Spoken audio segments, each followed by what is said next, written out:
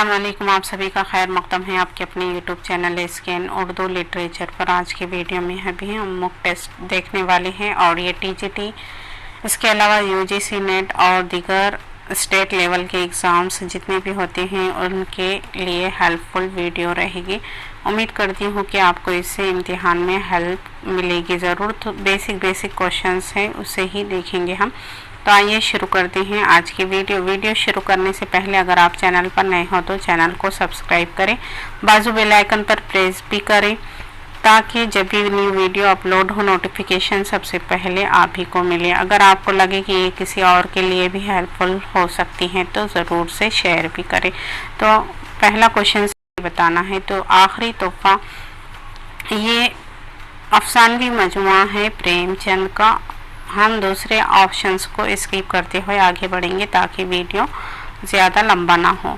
तो यहाँ पे दूसरा क्वेश्चन है, आब हयात का मुसन्निफ कौन है? आब हयात का मुसन्निफ बताना है कौन है। तो ये है मोहम्मद हुसैन आज़ाद की किताब है आब हयात। ये तारीख़ की किताब है उर्दू।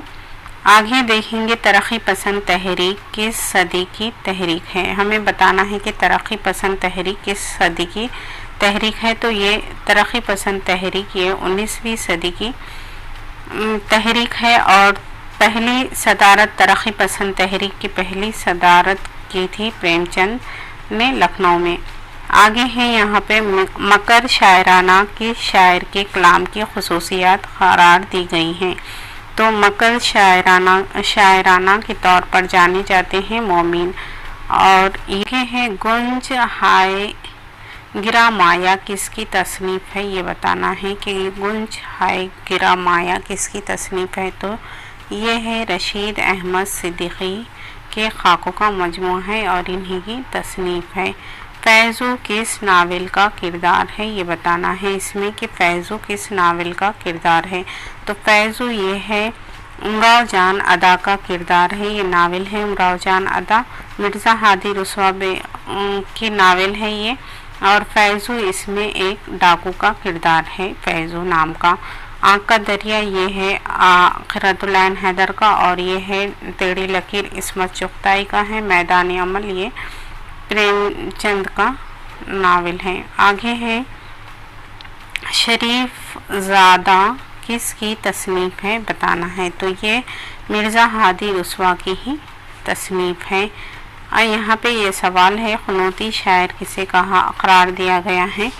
तो यहाँ पे इसका आंसर था दिया हुआ है फ़ानी के, लेकिन ख़ुनूती शायर की हैसियत से जाने जाते हैं मीर तक़ी मीर। तरतीब ज़मानी के एतबार से सही की निशानदही करना है कि कौन सा पहले आएगा। तो मीर तक़ी मीर आएगा इसमें। आगे है फ़लसफ़े कलाम ग़ालिब का मुसन्निफ़ कौन है। फ़लसफ़े कलाम ग़ालिब के मुसन्निफ़ है अब्दुर्रहमान बिजनौरी। आगे है यहाँ पे फसाना आज़ाद किसका मुसन्निफ़ कौन है। फसाना आज़ाद ये नावल है और इसका मुसन्निफ़ कौन है ये बताना है। तो ये बहुत मशहूर नावल है फसाना आज़ाद और ये है रतननाथ सरशार का नावल है और खोजी इसका अहम किरदार है। आगे है इहाम गोई के लिहाज से कौन सा शायर मशहूर है। तो ये शायर मशहूर है आबरू नाम मशहूर है इस मैदान में। आगे है हमारे सबसे बड़े नज़्म गो शायर कौन से हैं। नज़्म गो शायर सबसे बड़े हैं अल्लामा इक़बाल। आगे है यहाँ पर मिट गया थोड़ा सा वो हो गया। उर्दू का सूफ़ी शायर किसे कहा जाता है। तो सूफ़ी शायर के तौर पर जाने जाते हैं दर्द। आगे है ऊद हिंदी किसका ये क्या है सनफ़ी लिहाज से क्या है। तो ये मकातिब है या ख़ुतूत का मजमूआ है ऊद हिंदी और ये मिर्ज़ा ग़ालिब के ख़ुतूत है। ये उर्दू मौला भी इन्हीं का है। उर्दू किस ख़ानदान से ताल्लुक़ रखती है। तो उर्दू का ताल्लुक़ किस ख़ानदान से है ये बताना है। ये हिंद आर्याई ख़ानदान से उर्दू का ताल्लुक़ है और एक खड़ी बोली के असास पर उर्दू है। आगे है यहाँ पे महमूद शेरानी की किताब का नाम क्या है। تو یہ پنجاب میں اردو محمود شیرانی کی کتاب ہے، اور مقدمہ تاریخ زبان اردو یہ مسعود حسین خان کی ہے۔ میر کے کتنے دیوان ہیں؟ یہاں پہ پوچھا ہے کہ میر کے کتنے دیوان ہیں، تو میر کے کل دیوان کی تعداد پوچھی ہوئی ہے، اس لیے اس کا رائٹ آنسر ہوگا 7۔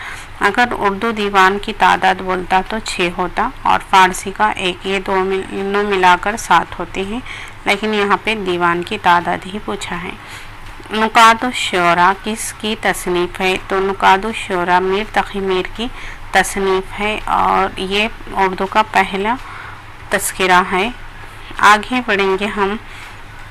علی نامہ کا سنِ تصنیف بتانا ہے۔ علی نامہ کب تصنیف کی گئی؟ تو یہ 1076 میں تصنیف کی گئی ہے۔ مندرجہ ذیل میں سے کس نقاد کو مارکسی تنقید سے نسبت نہیں ہے بتانا ہے؟ تو مارکسی تنقید سے نسبت نہیں رکھتا ہے، یہ ہے وزیر آغا۔ خیال مادے کے تابع ہیں، اس تصور پر مبنی کس قسم کی تنقید ہوتی ہے؟ تو یہ ہوتی ہے مارکسی تنقید۔ آگے بڑھیں گے ہم۔ ادیب کے ذہن اور فن پر جنس کی کارفرمائی ضروری ہوتی ہے۔ یہ یاد رکھیں کہ ادیب کے ذہن اور فن پر جنس کی کارفرمائی ضروری ہوتی ہے۔ یہ تصور کس تنقید کی بنیاد ہے بتانا ہے؟ تو یہ ہے نفسیاتی تنقید کی بنیاد ہے۔ مندرجہ ذیل میں سے کس کو تاثراتی تنقید سے نسبت نہیں ہے؟ اس میں بتانا ہے کہ کس کو تاثراتی تنقید سے نسبت نہیں تھی، تو ممتاز حسین اس میں شامل ہے۔ رانی کیتکی کی کہانی کس طرح رانی کیتکی کی کہانی کے بارے میں پوچھا ہوا ہے؟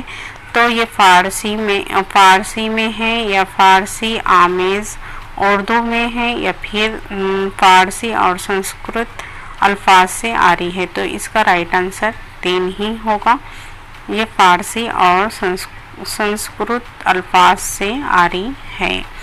جدیدیت کا نمائندہ نقاد کسے سمجھا جاتا ہے؟ تو جدیدیت کا نمائندہ نقاد ہے شمس الرحمن فاروقی۔